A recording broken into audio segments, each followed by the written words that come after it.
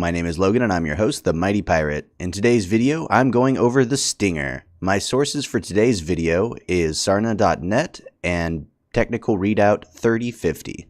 Though not as widely produced as the Locust and the Wasp, the Stinger is still a very common mech everywhere except for the Draconis Combine and the Free Rosselhog Republic. As a workhorse mech that is easy and cheap to produce, the Stinger still emerges in great numbers from a number of factories. The largest producer has always been Earthworks Incorporated, producing the mech at both Keystone and Callaway 6. The Stinger was a light battle mech built in 2479 as a direct competitor to the Wasp. The second ever mass-produced recon mech, the Stinger was put into service alongside the Wasp due to both the Terran's needs for scouts and the similarities of their design.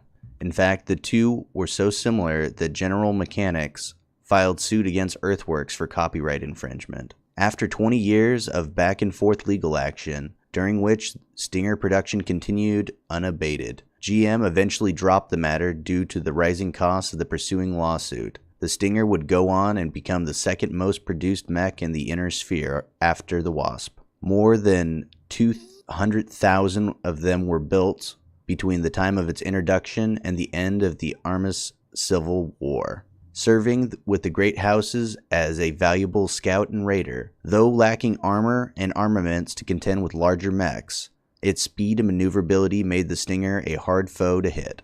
The Stinger's sheer proliferation saved it from the ravages of the Succession Wars. Though, in testament to the destructiveness of that era, only 5,000 Stingers were estimated to be in service by 3025. The mech also found itself pressed into the role of trainer to make up for the decreasing number of still working chameleons. While a prolific mech like the Wasp and the Locust, there were never many variants of the Stinger produced. Only Earthworks utilized the recovery of lost tech to introduce an updated version of the mech, the Stinger 5M, in 3050.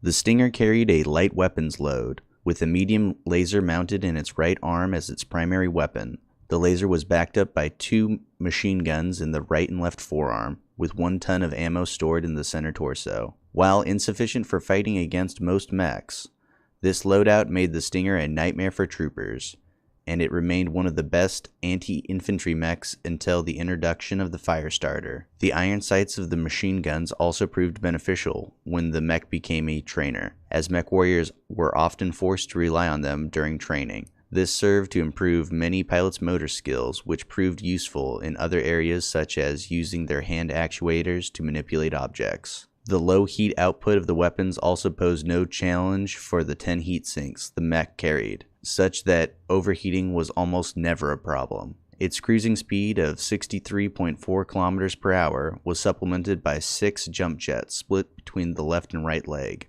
propelling the Stinger up to 180 meters in a single bound. 3 tons of armor on the Stinger was considered average for light mechs, which is to say a few good shots could cause serious damage.